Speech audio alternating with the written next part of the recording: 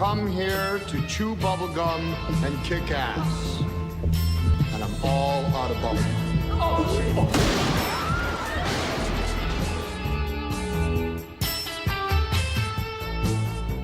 Hi everyone and welcome to Geekfest Rants. This is Carlos Perone, and today we are continuing with part 2 of our John Carpenter special. We are going to pick it up somewhere in the mid-80s and continue to move forward towards the present. Joining us again is Steve Avona and Steve Laux. Let's continue where we left off last week. We jumped to 1986 with what a lot of people consider to be one of his great films, which is Big Trouble with Little China, which I again, for me, it's part of that decline as far as I'm concerned. It introduced something new to his type of films, which was comedy. It had a definite comedic undertone to the movie that, to me, it just did not feel right for Carpenter. I wanted serious and nasty, and they gave us this kind of almost campy chop suey, kung fu theater kind of thing that it just felt weird. And I, even though it was Kurt Russell again, it's, you gotta love Kurt Russell, but it just felt, it left a bad taste in my mouth. I don't even know how to describe Big Trouble in Little China, but I love it, and I know it was also not a success. And you'd probably say it's the last great collaboration between Russell and Carpenter. They have one more to come, but I think it's them just having fun. Yeah. I mean, they had done the Deadly Serious, and I mean, it's been years since I listened to their audio commentary, but so I really don't remember much of the genesis of the project. But I mean, you talk about these guys who have worked together already 3 times, they're buddies, and they just kind of went for it. They just went in a whole other direction. I can't even begin to summarize the plot of Big Trouble, but Russell. This is another example of Carpenter. He's taking a risk. He's going in another direction. He's kind of tackling, I don't even, if you want to put it into a genre, I don't know if he even can, if he creates his own. I mean, the movie's crazy. But I mean, you have Russell anchoring it. I mean, he delivers his lines with this deadpan earnestness, but he's hysterical. And you have a great supporting cast. You have Kim Cattrall, and again, you have other Carpenter guys showing up in this film. And it's campy. It's very campy. It is campy. Oh, it's totally campy. Totally, but it works. I mean, I never felt like, oh, this movie's ridiculous. I mean, I was laughing the whole time. Again, the issue that I had, I love the film as well, but the issue I had to do with my expectation going in. Looking at Kurt Russell as this hero, and then to see this hero in these kind of uncomfortable situations. He's got lipstick on his face, and he's kind of a goofball. He's this tough trucker, but he really is a goofball. Yeah. But what really impressed me were the martial arts sequences in the film were just amazing, and they tapped into all the good stuff from those really bad, I won't even call them B movies, I'll call them C movie chopsakis, and throwing them up there with a real budget where they could make it look good. Yeah, absolutely. Do you think this is like maybe before Tarantino, before Robert Rodriguez, the Grindhouse resurgence? Do you think he was trying to do a Grindhousey type of thing? Well, I don't know if he was going for like the drive-in feel, but I mean, he just, it's a movie that doesn't have any pretensions, and it's a movie that kind of combines genres. You have the kung fu, the fantasy, sci-fi, if you even want to say that. Maybe he's setting out to make a great B movie here, and just, maybe they smoked a lot of weed before they did this movie, when they wrote the script, but it works, The fact that they had the 3 storms, that's the character's name, right?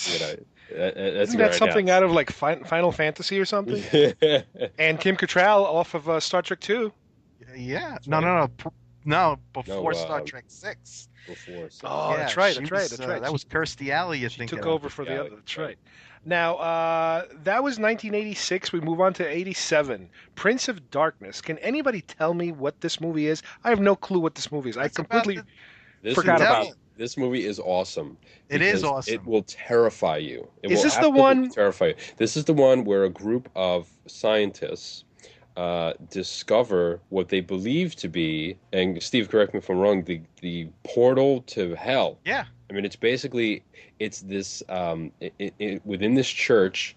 They discover this material that's in this vat, canister, this canister, and it turns out that it's evil. It's concentrated evil. Is this the one about the writer, or that's in the Mouth of Madness? No, that's in the Mouth of Madness. Oh, okay. This one has Who's in this? What's the guy's name? The guy from Jameson Parker. Jameson Parker from what was that? Simon and Simon. Simon and Simon. Oh my God. And what's the girl's Donald name? Pleasance. Donald Pleasance plays Blount. Lisa Blount, who just passed away last year. She was in it, and again, a bunch of the other regulars were there from the Carpenter films. You had Alice Cooper with a cameo as one of the homeless zombies. Oh, I think I remember him. Oh my God, that's weird. And you had the Oriental guy from Big Trouble in Little China. From Big Trouble in Little China. Actually, you had it wasn't two of them. both You had them. Egg Chen and the other guy. Yep. And who else? There were a couple other people. I can't remember. One of the guys is a total stock Carpenter guy. I can't remember his name. Now, Steve, where do you rate this film amongst his? Is this one of his top 5? I think so. Or I mean, when you think of his top 5, I'm not sure, but I mean, definitely top 10. Definitely top 10. I mean, wow, I might have to take another look at it. You should take another look at it. It's terrifying to watch. Yeah. Just the whole concept that that Satan is about to revisit Earth in physical form. Yeah. It's pretty creepy. Did this make any money? No, it was a bomb. No way it bombed. Yeah, absolute bomb. And I can remember my friends all seeing it in the theater at the time and me not going, saying, oh, I'm not interested, and everybody coming back and saying, this movie is incredible, and it was a disaster. And, I mean, what I liked about it was the sort of combination of religion and science that he, pulled off. And just that he, kind of said, well, there's a basis in, there's a scientific basis for, the stuff in Scripture, and I thought it was one of the most original stories I had ever seen, and the suspense is on a level of Halloween, I think. Wow. Yeah, and the structure is it's somewhat similar to The Thing, in that you have this group of people who, by a set of circumstances become isolated because they can't get out of the place that they're in, and then just watching each of them go down one by one. Yep. And the end is a total it's totally just, messes with your head. Yeah. absolutely. Well, I'm sorry. Go ahead, Steve. I was just going to say it's probably one of his if not his most underrated film. Wow. Well, up next we have once again one of these that a lot of people consider to be a classic of the John Carpenter films. Because it is a classic. They Live. Yes. They Live. Now, here's what I'm going to say about They Live. I love the story, the actual concept of the film. The whole, they're here already. They've taken over, and people are starting to realize what's happening around them. Again, similar to Big Trouble in Little China, I found that there was this undercurrent of campiness and not so much comedy, but it had this weird vibe that it wasn't realistic enough. It was a little over the top. It was entertaining. I liked it, but again, it did not something I found that was missing from this film. The other thing that I noticed about this film, it's probably his most political film of all. I mean, Escape from New York is pretty heavy in its politics, and you kind of know where he stands. From the center, he's all the way. He's kind of on the left. And in this film, he just takes a swan dive to the left. Right, absolutely. Because he's just skewers everything from corporate ownership and government, the media, everything. everything. But I know you guys absolutely love this film, so tell me about it. The fact that it stars Rowdy Roddy Piper. Yep.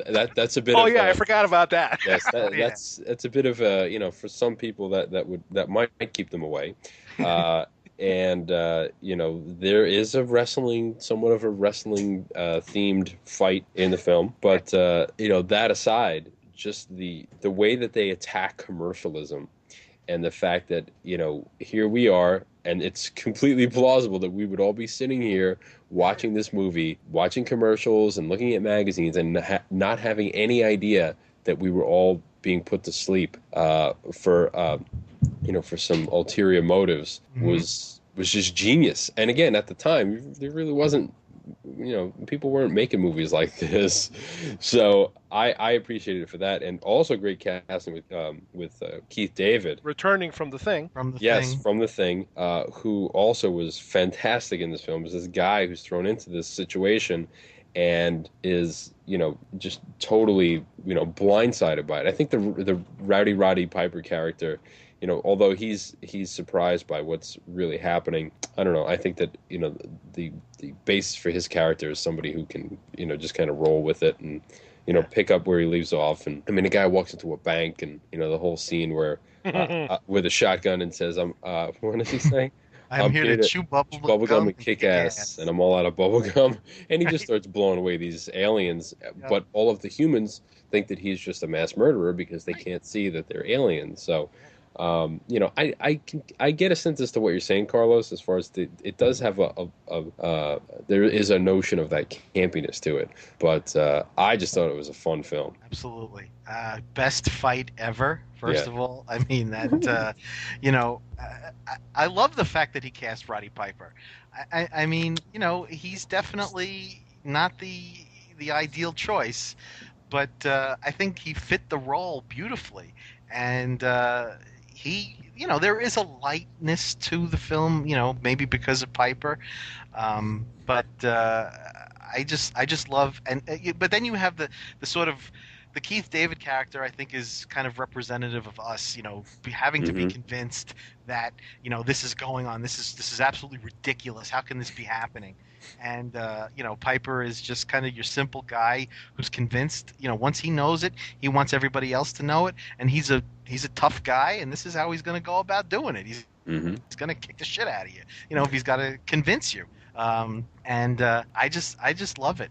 I think, he definitely, takes a swan dive. Carpenter takes a swan dive to the left, and this is, where he stands, and that's fine. I mean, he's the director, and he can put his worldview up there. You don't have to agree with it, but he turned out a fun film. I think it's a fun film. It's got, reminiscent of like maybe Invasion of the Body Snatchers kind of a thing. Trying to convince. If it was a sitcom. But I mean, again, I just think that at this time, he's making studio films. They're not making any money, and I think people are not getting him at this point. I think they're just not, they're saying, dude, you're great. You make these scary movies like Halloween and The Fog and even The Thing, but now you're making these other movies. Like, what the hell are you doing? And his bankability was definitely plummeting by this time, because he was making films for the studios and they weren't hits by any stretch of the imagination, and they didn't start to, now we're talking about the era of home video and cable, where they would find new life, they would find a cult audience, so to speak. I mean, we were young people at the time, and we were embracing these films, but the mass audience was not. So, I mean, here you have another failure that's kind of sending him down a path that his career never really recovered from. But I love the film. Yeah, again, this is 1988, and now he apparently takes a 4-year break because his next film doesn't come out until 1992 with Memoirs of an Invisible Man. I remember Chevy Chase was the lead actor, and I think this was horrendous, completely horrendous. It was almost like he wanted to really try out the comedy aspect a little further than he did with They Live and Big Trouble in Little China. But this time he went way over the top. What do you guys remember about that one? Not a heck of a lot. I didn't like the film. I think I saw it once. I don't remember. I remember it having what stands out in my mind about the film, and there really isn't a lot that stands out, is the good special effects. I think Chase was just completely miscast. Daryl Hannah, she never really did anything for me anyway. But I think it's, I almost think it was Carpenter kind of being a studio shill and just being taking a Yeah, paycheck. absolutely. Wow, wow. Yeah, That's too bad. that did even more damage to his career. Now, next on his resume here, I think this was a Showtime thing called Body Bags. Was it Showtime or HBO? Showtime. He did apparently two movies, two of these little mini movies. Yeah. Which I barely remember. They're listed here as Gas Station and Hair. I'm pretty sure I might have seen them, but again, Me too. they're completely forgettable. There's just whatever. Now we jump to 1994 and In the Mouth of Madness with the guy from Jurassic Park. Sam Is that Neill. the guy? Sam Neill. Sam Neill, that's right. What do you guys remember about that? Well, I think that this was obviously him trying to get back to, a better time. Although it had the look and feel of some of his, more recent films, it was very, very scary. And again, you had talked about the Stephen King before, and he essentially, it's about a Stephen King type character who really has power to manipulate people's minds through his words. And I remember just watching the film and being blown away at some of the visuals. Just really freaky stuff because there were no rules. I mean, it seemed as if everything was just happening off the cuff, which is something that, that needs to be recognized when making a film, that it doesn't look staged, that it's not rehearsed. And I couldn't wait to see where it was going to go. How are they going to get themselves out of this story? Because it starts right out of the gate with people just going crazy and killing people. So for me, I thought it was a really good film. Sam Neill was great in it as this, person who starts to himself be affected by what's happening, although he's really trying to resist it. And some of the settings that they had, I remember listening to the commentary on the disc when it came out. A Byzantine church that was kind of where Sutter Kane, this author, was holed up and about to just completely take over the world with his evil writings. And I thought it was fun. I haven't seen it in a long time. Actually, I actually would like to watch it again. No, me too. I think this is Carpenter getting back to his roots, and maybe it was too little, too late in terms of his. I don't remember it being very well received, but I think I agree with Steve. It had a terrific atmosphere. It just totally grabs you right out of the gate. And Sam Neill, who I think you could make the argument is kind of a bland guy, in the Jurassic Park films and everything. Unless he's playing a nut job. Well, yeah, but I mean, he's a talented actor, but I mean, in this one, he's great as a man whose reality is completely unraveling. And I mean, just towards the end, I mean, things are just going crazy, and I think the end is brilliant. I mean, it's I think one of Carpenter's best endings of a film, and I can't add too much more. I agree with Steve on just about every point he made, and I think that it was really his, I think he was going for glory days on this one, and I think he succeeded, but it was again another flop, and I can't believe it was a flop. I mean, I remember seeing this film, and certain times, there are times when you see a film maybe even before it's reviewed. Like maybe if you see it on a Friday night, you haven't read the paper yet, or it hasn't been reviewed, and you say this is a classic, and then the next day it's bombed. And you're saying, and I remember I felt that way. Not to get too off the subject, but I remember feeling that way about Exorcist 3. I saw that film and I thought, this is a classic. This is like for the ages. It's a great movie. Yeah, and it was such a disaster. And that's how I felt about Mouth of Madness. I remember saying, Carpenter's back. He's back on top. He's gonna, start, churning these guys out, and it just was just a disaster. So, and I think that really probably represented a serious downturn. Well, luckily for you guys, there's still a couple of lower levels we can research right now. We're about to visit his next wonderful film, 1995, Village of the Damned.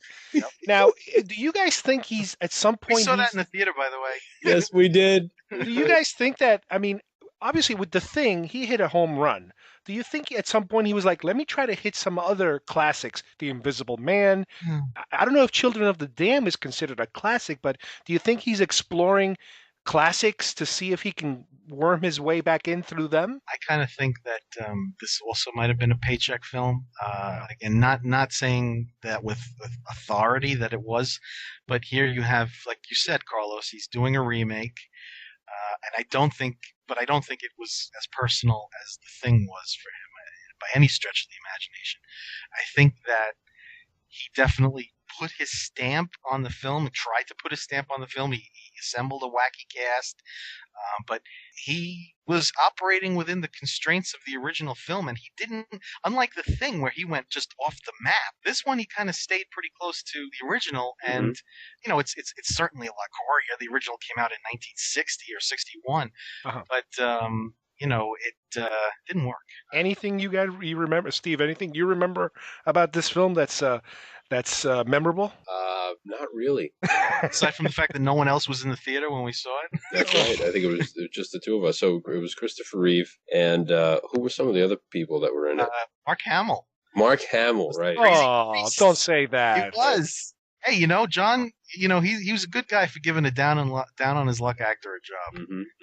Who's gonna give him a job? Wasn't it Kirstie Alley? Kirstie Alley. That's right. Yeah. That's right. I don't know. They did a good job with replicating their freaky kid angle. They did a good job. It was again pretty freaky, but I don't know. It was very rote. Wow. Well, up next is what I would consider to be one of my biggest disappointments. Not so much because of what it turned out, but because of my expectations for it. This was the first time that he was actually making a sequel to his own film. And not only was it his own film, it was one of my favorite ones of his own film. And, he had the materials, he had the people. And once again, it was like, forget it. Let's just all hang out and have fun. You had that. It's like, what happened? It was such a good concept, and it just kind of fell apart. And by that, I mean, we're talking about Escape from L.A., which was back in 1996. What do you guys think of that? I own the Laserdisc, but it was a train wreck. Yeah, and I don't know that I thought it was a train wreck. Steve, that's another one I think we saw together, and I don't remember us thinking that it was a train wreck right after we saw. I can remember thinking that, this wasn't as good as Escape from New York, and I can remember my initial reaction being like, he didn't do anything different. This is a remake of Escape from New York. They're all set pieces. Yeah, he used all the same set pieces, all the same caricatures that he had in the original, but the ensemble that he was going for this time just completely didn't work. I mean, you had people like Cliff Robertson and Stacy Keach and Bruce Campbell. Bruce Campbell. Bruce Campbell, I was Surgeon General of Beverly Hills. Bruce, first of all, he didn't have enough to do. He wasn't there long enough.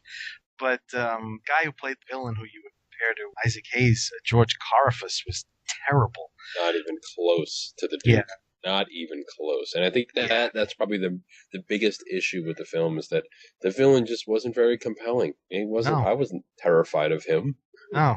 Nor would I think anybody in the film would be terrified enough of him to do what it is he said to do. Right. And you were talking about at the time, you're sort of on the cusp of CGI, and Escape from LA had bad CGI, which I remember. The whole surfing thing, with the shark in the water and all that stuff. Peter Fonda, bad. It was definitely. I mean, as the years go by, you almost. That's the one DVD that they've never done a commentary for, and I wish they would. I just like to hear their take on it, because it was. I agree with Carlos, and I'm sure Steve felt the same way. I mean, I was so psyched for this movie, and I will say what redeems it, in my opinion, is just seeing Russell play Snake again. Right. I think that he's just as good in the role, but everything he's surrounded by is completely inferior. But him, I could watch Russell play Snake. I could have watched him play Snake in 5 different films. And I always hoped that they would do it again, but this was a real bomb. Well, up next we have 1998, another feather in his cap, Vampires. I believe James Woods was involved in this vampire film, I assume? Yeah. Oh, you didn't see it, huh, Carl? I wasn't sure if it was about lawyers or vampires. Lots of profanity. Yeah, I think it's a fun film. I thought it was pretty good. I love James Woods, and I think Carpenter. I mean, it was probably long overdue that they worked together because I'm sure they kind of saw eye to eye on a lot of things. But I think it was a really cool concept. It didn't all gel. Again, you have I don't remember his name, but the villain was not very threatening. The lead villain, the head vampire, and I Wasn't it think the guy from Karate Kid? three. Yeah. Yeah, and his name is it's one of those 3-word names, and I can't remember. Yes, he actually.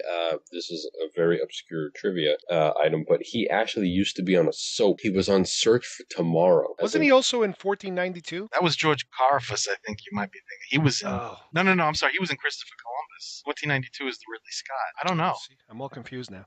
You have to IMDb. Was he in The Crow? No. I would remember that. No. Well, I don't think it matters much because this one is another. And thank God they didn't come out with this like 2-3 years ago, because then we would be, you two guys would probably be blaming Twilight for its failure. That's very true. Yeah. Let's move on to the last film he's put out, at least for theaters, called Ghost of Mars, back in 2001. Now, was this the same year they put out Red Planet? I don't know. It was around the same time. Because I remember there was all these Mars movies. Yeah, it was clustered around the together. same time. Mm-hmm. Now, which one was this one? Who was in? Was this the one? Ice Cube. Oh. Natasha That's the Henstridge. Henstridge. Yeah, I actually Wasn't never it like saw Ghosts or something? They were like these ghosts type of. I've only seen it maybe twice at the most, and probably not in the last 10 years. I was hoping you would tell me this was the Val Kilmer one, because at least I could say, hey, Val Kilmer. Yeah, that's the Red Planet. Yeah, but it's not. This is essentially him doing the Howard Hawks thing again. This is him doing the Rio Bravo Escape from. I'm sorry, Assault on Precinct 13 thing again. And then there were none type of thing. Yeah, and it just, again, he's going for the wacky ensemble. I mean, this is where you can sort of start really making the argument that he just lost it, or maybe didn't even care. Paycheck. Well, it looks like he hadn't worked in 3 years, so this was a paycheck. Yeah, and he wasn't. No one was really banging down his door to make these films, and this one was really forgettable. I mean, I liked vampires. I watched vampires at least 5 or 6 times. Not recently, but I've seen it a lot. Whereas years, probably like 7 years. But Ghosts of Mars, no. I mean, that's when you just put it away, and it's like. How about you, Steve? Any thoughts on that one? I didn't see it. You didn't see it? I didn't see Ghost of Mars. No. You're pleading ignorance. I have to plead ignorance. Sorry. Oh my God, you're supposed to have to. You at least say you've seen all his films. Well, at least we all have at least one movie we haven't seen. All right. Now he seems to take now a 10-year break because he must be so tired from all these hits. Well, now all his movies are considered classics, and they're all being remade, and he's getting all these paychecks for doing nothing. Yeah. Well, here's the thing. According to IMDb, and I think, again, I don't know if this was Showtime or one of these cable channels, the Masters of Horror series, he did 2 entries into that. One in 2006 called Pro-Life, and one in 2005 called Cigarette Burns. Now, do you guys remember which anthology? There's some kind of horror anthology or something, wasn't it? Masters of Horror, yeah. It was on cable. Not very well done. I mean, they assembled a lot of talent. They got guys like Joe Dante, John Landis. That's right. You could make the argument that these guys were all way past their prime. I believe I saw the first season, and I don't think I liked any of them, including Carpenter's. And I don't think I even saw the second season. Wow. Just really that bad. Hard to believe the guy has not really done a movie in 10 years. I know he's been in the autographing circuit. He's going around signing crap, but now apparently what's happening is out of the blue. I remember, I think somebody posted it on Facebook or something. There's a movie called The Ward, I guess it's supposed to come out this year. Yeah, it was supposed to come out last year. Yeah, I was telling Steve that interesting trailer. I mean, nothing that blew me away, but it's worth looking at. Yeah, it just came out in the UK, and Carpenter has one of the reasons he's been doing these autograph shows is to generate some sort of a grassroots campaign or interest for it to get released here. Oh my God. He's, everybody thinks he's great, but you don't do a film for 10 years and you're not who you can't just say. I mean, I don't know who financed the film. I don't know if it's studio backed, but he's been shopping it to film festivals and conventions. Wow. Trying to the last interview I read with him was pretty downbeat on whether or not it was going to get a theatrical release here in the States. That's very much up in the air right now. Well, I mean, because it's so rare that we now have anything by him, original, it's worth at least taking a look at. I mean, like I said, Yeah. I'll definitely rent it on DVD if when it eventually comes out. Obviously, if it comes out in the theater, I'll see it. If it's in the theater, I'll only see it if it gets good buzz, but it's better than nothing, I guess. Well, I mean, what saddens me is the fact that he took 10 years to do another film. I know guys, they get burnt out. You could say that he's peaked, that he might not have anything to say anymore. And it is kind of nice to get paid for doing nothing. But the guy he's one of my top 5 directors, and to not have him waste, he's not going to live forever. And I think it's sad just that he hasn't, gotten behind the camera and at least tried. He's done so many great movies. It's not like you don't have a lot to enjoy. Definitely. Another thing I wanted to mention is, and you mentioned this before, is that there is a fan base for him, and even in Hollywood itself, they did make a remake of The Fog, which was a complete bomb from what I understand. But somebody is interested in his material, and the other thing we were mentioning was that they are making, which I guess they're in post-production right now, a prequel to The Thing. Yeah. Which, you figure it would be so hard to screw up something like that because it's just a simple horror film that, you don't have to go too crazy on. And, the leaked trailer that I've seen online looks interesting. It looks like it wants to try that style. They're trying to match the look. So that's something I mean, if I can't have the real thing, I'll take the homage people. Yeah. I mean, I don't know what to make of it. Again, you could say that this is Hollywood, dipping into the well. In the last 10 years, you could say, there hasn't been an original idea out of Hollywood. Everything's remakes, sequels, reboots. But I usually fall for it. I mean, if it's going to be, I love The Thing. So I don't know if I'd see it in the theater, but I definitely want to see it.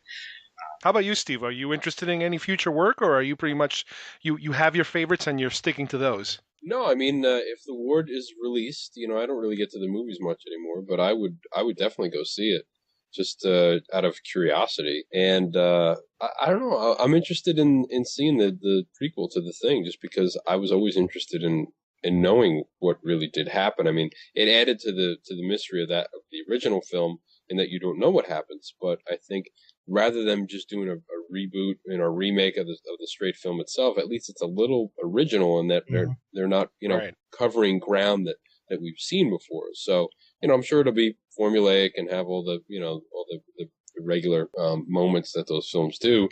But I'd like to see them try to recreate the look and the feel of that period, because when you watch that film, you know when it was shot and you know when it's supposed to be. Right. And better yet, make it a full-blown, homage to Carpenter. Do a Carpenter style where people can say, well, he's trying to copy Carpenter. No, copy Carpenter. Do it as, in honor of Carpenter. Right. Have the sets look the same. Try to go for the same beats when it comes to suspense. And it'll be a nice little, ending piece to that particular series. Sure, absolutely. Cool. Well, I'd like to thank everybody for listening to our show today. Thank you, Steve and Steve squared, I guess, for joining us. My pleasure. And please come again, and we will do some more shows for you. Thanks for listening to Geekfest Rants. Bye-bye. I want a vanilla twist.